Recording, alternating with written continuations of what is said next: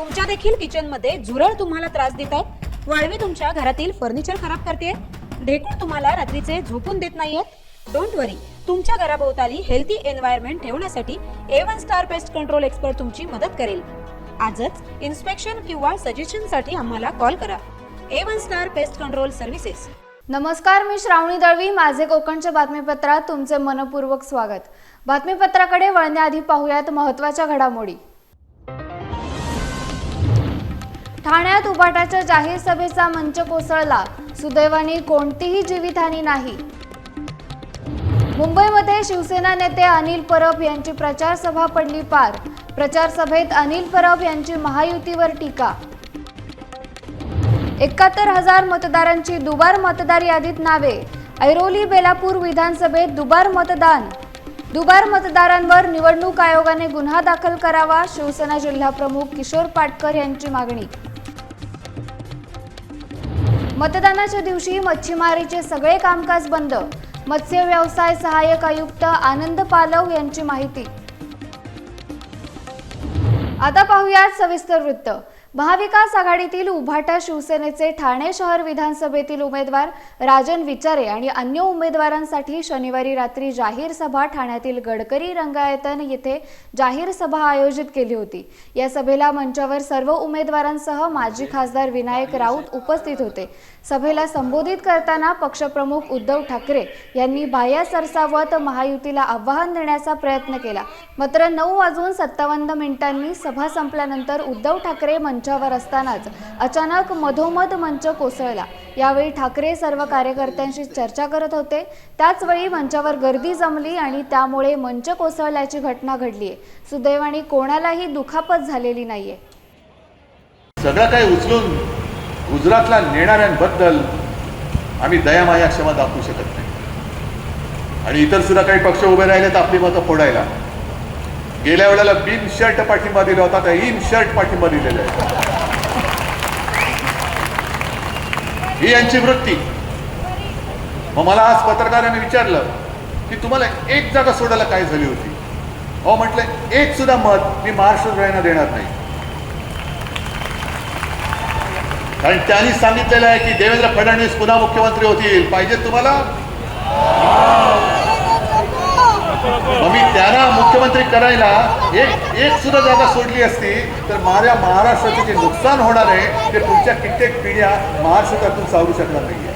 शिवसेना नेते अनिल परब यांची काल प्रचार सभा मुंबईमध्ये पार पडली असून या सभेमध्ये शिवसेना नेते अनिल परब यांनी आता वेळ आली आहे आपलं सरकार जिंकून देण्याची, यासाठी आपली मशाल विधानसभेमध्ये पुढे आणणं महत्त्वाचं आहे असे आवाहन मतदारांना केले आहे व रोजगाराच्या विषयावरून महायुतीवर टीका देखील केली आहे। पदवीधर मतदारसंघातून निवडून आल्यानंतर मी एक वचन दिलं होतं की पदवीधरांना नोकरी देण्याचं काम, त्यांच्यासाठी नोकरी देण्याचा प्रयत्न मी करीन आणि वेगवेगळ्या कंपन्यांशी मी बोललो, वेगवेगळ्या कंपन्यांना मी विनंती केली, मोठ्या मोठ्या कंपन्यांमध्ये मी स्वतः गेलो आणि 1 महिन्यात मी प्रयत्न करून त्या दिवशी शिवसेनेच्या वतीने एक रोजगार मेळावा ठेवला।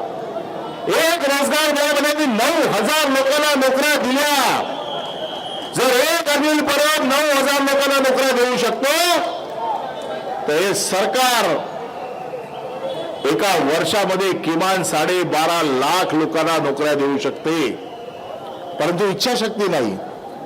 येणारे प्रोजेक्ट हे गुजरातला कसे पाठवायचे, आदित्य साहेब तर त्याच्यावरती दररोज भांडतायत, दररोज लढतायत। आमचे मुख्यमंत्री, जे माजी मुख्यमंत्री उद्धव साहेब महाराष्ट्रात फिरून लोकांना हे समजवत आहेत। महाविकास आघाडीचे नेते हे प्रत्येक राज्यामध्ये, ज्या प्रत्येक गावामध्ये, तालुक्यामध्ये हे जाऊन समजवत आहेत। आता लोकांची वेळ आहे की कुठल्याही परिस्थितीमध्ये हे सरकार बदलण्याची वेळ आलेली आहे आणि हे जर सरकार बदलायचं असेल तर आपली मशाल ही विधानसभेत पोहोचली पाहिजे। जवळपास 71,000 मतदारांची गावाकडे आणि नवी मुंबईत अशी दुबार मतदान यादीत नावे आहेत। ऐरोली आणि बेलापूर विधानसभेत हे दुबार मतदान होणार आहे। हे मतदार गावाकडे मतदान करून परत नवी मुंबईत येणार असल्याचा आरोप शिवसेना जिल्हाप्रमुख किशोर पाटकर यांनी केलाय। त्यामुळे या मतदारांनी दोन्ही ठिकाणी मतदान केल्यास दोन्हीकडचे सीसीटीव्ही फुटेज, त्यांचे मोबाईल लोकेशन ट्रॅक करून गुन्हे दाखल करावेत अशी मागणी निवडणूक आयोगाकडे करण्यात आली आहे. यासाठी हायकोर्टात याचिका दाखल करण्यात येणार आहे. मी आता ऑलरेडी कंप्लेंट फाईल केलेली आहे इलेक्शन ऑफिस ऑफ इंडियाला आणि महाराष्ट्र गव्हर्नमेंटला पण केलेली आहे.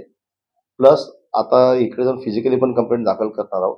माझ्याकडे ही यादी आलेली आहे ज्याच्यामध्ये 150 विधानसभा क्षेत्र ऐरोली, त्याच्यामध्ये 41,41,546 नावं आहेत जी इकडे पण आहेत आणि त्यातली पाटण, वाई, कोरेगाव ही बघा यादी आहे. कोरेगाव, सातारा, जुन्नर, आंबेगाव, भोर ही संपूर्ण नावं इकडे पण आहेत आणि तिकडे पण आहेत. पण प्लीज विनंती करतो, कोणाच्या नादाला लागून, इकडच्या राजकीय लोकांच्या नादाला लागून तिकडनं इथे परत वोटिंग करायला येऊ नका. आम्ही तिकडचा सीसी फुटेज सांभाळून ठेवायला इलेक्शन कमिशन ऑफ इंडियाला सांगितलेलं आहे. इकडे देखील आम्ही सांगून ठेवलेलं आहे की इकडचा सीसी फुटेज सांभाळून ठेवा. तुमचं मोबाईलचं लोकेशन ट्रेस होणार आहे आणि तिकडे वोटिंग केली आणि इकडे वोटिंग केली हे जर आम्हाला दोनदा दिसलं काही तर दोन ठिकाणी एकाच माणसाच्या नावाने वोटिंग झाली आहे तर आम्ही नंतर हे हायकोर्टात हे चॅलेंज करणार आहोत. इलेक्शन कमिशनरला देखील पार्टी बनवणार आहोत. त्यांना पण आम्ही सांगितलेलं काही सर्व सांभाळून ठेवा, यांचं मॉनिटर करा आणि रिअल टाइम डाटा शेअर करा. ह्याच नावाच्या माणसाने जर तिथे वोटिंग केली असेल आणि तोच माणूस जर इकडे येऊन परत वोटिंग करत असेल किंवा याचं तिथेही वोटिंग इथे होत असेल तर याच्यानंतर आम्ही पुन्हा याच्यावर FIR करू. मी इलेक्शन कमिशन ऑफ इंडिया महाराष्ट्राला पण आणि इकडे पण सांगितलेलं इकडच्या लोकल आहे ना, काय जर असं काय तुम्हाला दिसत असेल याच्यावर FIR दाखल करा. आम्ही CCTV फुटेज काढून त्याच्यानंतर ह्या सर्व लोकांना जे लोकशाहीची हत्या करत आहेत त्यांना आम्ही चांगला धडा शिकवणार आहोत. रायगडमधील रोहा तालुक्यातील राष्ट्रवादी काँग्रेस पक्षाच्या उमेदवार अदिती तटकरे यांची प्रचार सभा काल पार पडली असून या प्रचार सभेमध्ये खासदार सुनील तटकरे यांनी रोहेकरांना मोठ्या संख्येने मतदान करून सर्वात जास्त मताधिक्याने अदिती तटकरे यांना निवडून आणण्याचे आवाहन केले असून राज्यात पुन्हा महायुतीचे सरकार येईल असा ठाम विश्वास या प्रचार सभेमध्ये खासदार सुनील तटकरे यांनी व्यक्त केला आहे. या सगळ्या गोष्टीवरती उपाय करत असताना याचा उल्लेख माझ्या अगोदरच्या वक्त्यांनी केला. लेक लाडकी, लेक लखपती ही योजना आणली. मुलगी जन्माला आली का तिच्या खात्यात 5,000 आणि तिचं वय वर्ष होईपर्यंत तिच्या खात्यात 1,05,000 जमा करण्याचा निर्णय घेतला गेला आणि त्याची अंमलबजावणी 1 एप्रिल 2023 पासूनच सुरू झाले. आणि एका घरात 2 मुली जरी जन्माला आल्या, एका मायेच्या पोटी माऊलीच्या पोटी, तरी त्या दोन्ही मुलींना तो 1,10,000 मिळण्याचा अधिकार सरकारने दिला आणि तशा पद्धतीने महाराष्ट्रामध्ये तशा योजनेची अंमलबजावणी. रायगड जिल्ह्यातील मुरुड तालुक्यामध्ये राजपुरी कोळीवाडा विभागातील तरुण वर्गाने ऐन निवडणुकीच्या तोंडावर मुरुड मतदारसंघाचे आमदार महेंद्र दळवी यांच्या कार्यशैलीवर विश्वास ठेवून युवा सेना उपजिल्हा प्रमुख परेश किल्लेकर यांच्या मार्गदर्शनाखाली आमदार महेंद्र दळवी यांच्या प्रमुख उपस्थितीत शिवसेना शिंदे गटात काल जाहीर पक्षप्रवेश केलाय. या प्रवेशाने मुरुडमध्ये आमदार महेंद्र दळवी यांच्या शिंदे गटात युवकांची इन्कमिंग वाढताना दिसत आहे. यावेळी भाविका किल्लेकर, केतन घरगी, बबन शेखजी, भगवान कुणबी, सहदेव उनक, हर्षद पाटील, निपुण उनक, कल्पित घरगी तसेच आदी युवक वर्ग उपस्थित होते.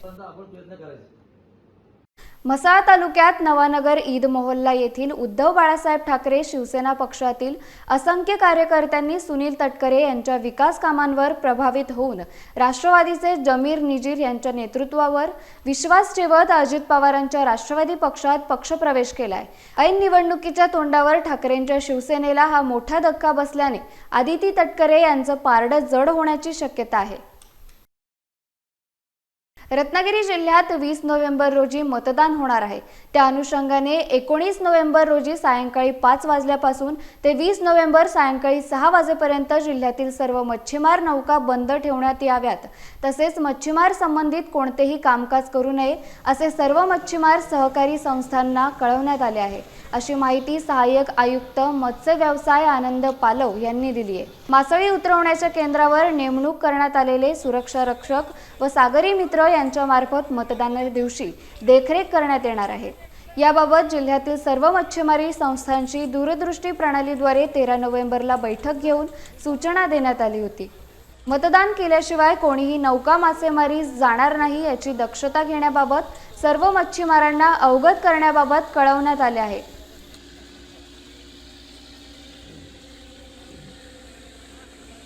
बातमीपत्रात वेळ झाली इथेच थांबण्याची. कुठेही जाऊ नका, पाहत रहा माझे कोकण.